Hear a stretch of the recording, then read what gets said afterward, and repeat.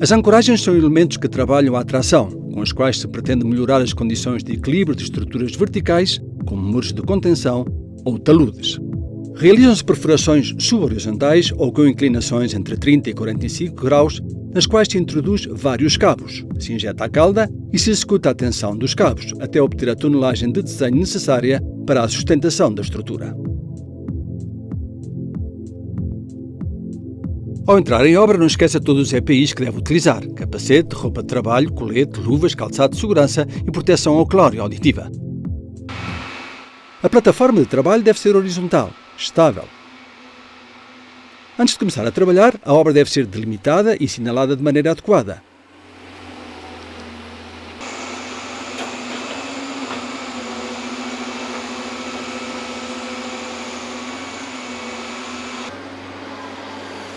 As áreas de passagem de maquinaria e acessos do pessoal deverão permanecer livres de obstáculos e em boas condições de segurança em todo o momento.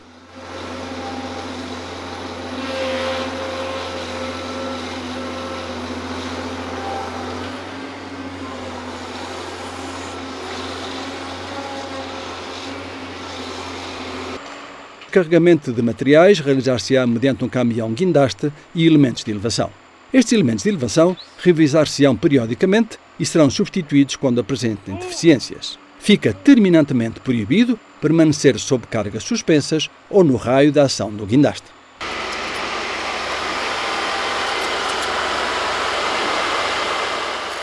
Permitir-se-á a presença do pessoal imprescindível para realizar as manobras de guiado, aproximação e posicionamento da máquina, sempre no âmbito de visão do maquinista.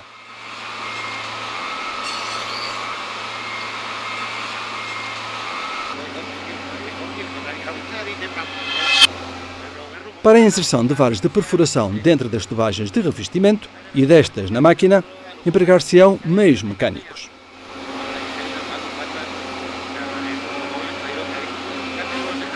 Caso não existam ditos meios, a operação realizar-se-á entre várias pessoas, segundo o peso e dimensão das tubagens. Ao colocar as camisas e as varas no carro de perfuração, os trabalhadores deverão prendê-las pela parte central, nunca introduzindo os dedos na tubagem para evitar entalar os mesmos.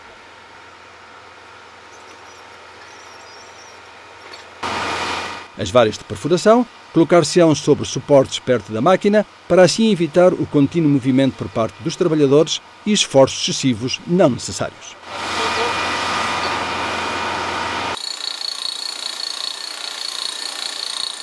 Durante a perfuração, o maquinista e o ajudante levarão óculos ou ecrã de proteção contra a projeção de partículas e manterão uma distância adequada, para além de protetores auditivos contra o ruído.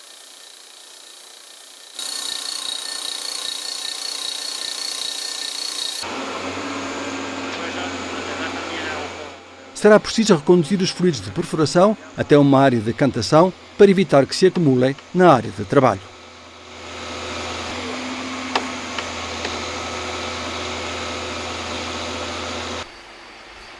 Para realizar a ancoragem, o trabalhador tem que se situar no interior com o propósito de evitar golpes. Antes de cortar as ataduras, deverá verificar-se que estão em perfeito estado e armazenadas em lugar seco.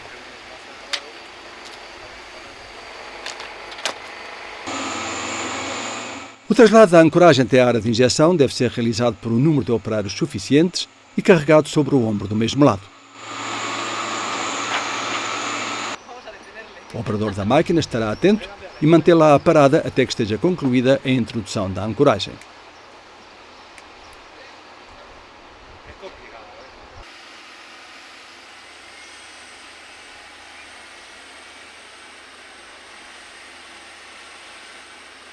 Ao verter o cimento na misturadora, o operário deverá utilizar máscara, óculos para proteger-se do pó gerado e das possíveis salpicaduras nos olhos e luvas para evitar cortes e o contacto com o cimento.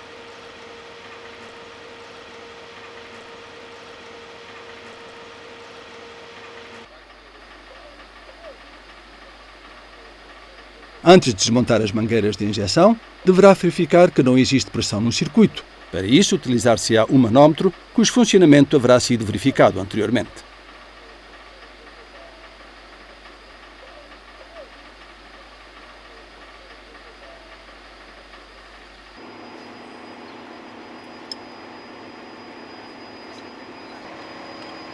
Antes de ligar o equipamento ao fornecimento elétrico, todos os mandos estarão na posição fora de serviço e as correias hidráulicas ligadas corretamente e em perfeito estado.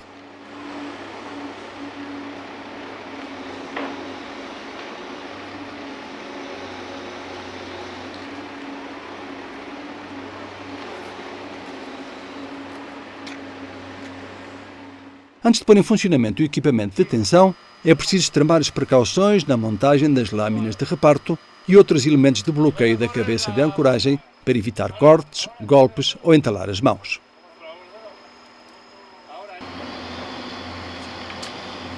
Para o tratamento dos equipamentos de tensão multifilares, utilizar-se-á um guindaste, caminhão-guindaste ou carro-elevador.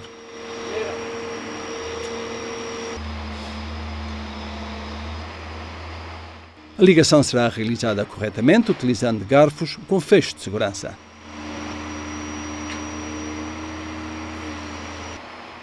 Deve existir uma muito boa coordenação entre o operário do guindaste e o equipamento de tensão. Os trabalhadores e observadores situar-se-ão fora do raio do giro do macaco e nunca passarão por trás quando esteja em carga. Em caso nenhum se deverá ultrapassar a pressão de tensão indicada no projeto, de modo a evitar uma ruptura de cabos que provocaria a projeção de cunhas e cordões de aço sobre os trabalhadores presentes na obra.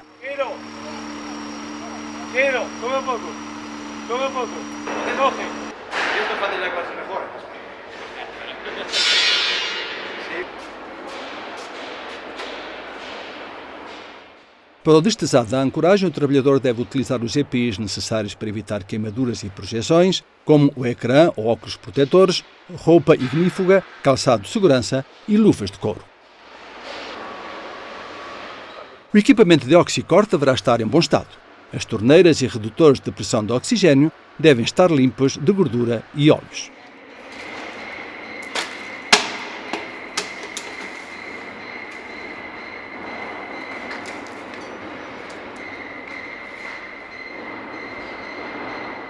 Se o destesado é em altura, utilizar-se-ão andaimes ou plataformas elevadoras.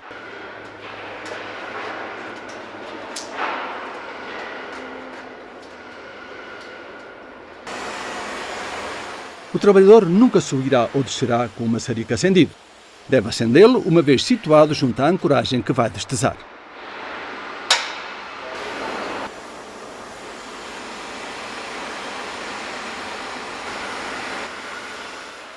O corte da ancoragem nunca se deve realizar desde o solo, a fim de evitar a caída do maçarico acendido.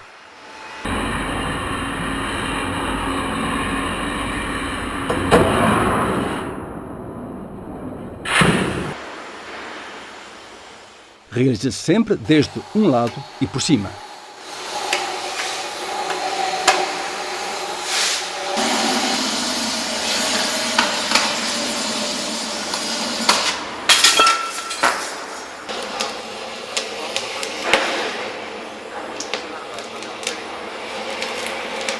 Assim que esteja concluído, apagar-se-ão as pontas dos cabos com o propósito de reduzir a emissão de fumos. O equipamento de oxicorte, especialmente a boca de saída, deve ser limpa periodicamente de restos de material fundido para assim assegurar o seu perfeito funcionamento.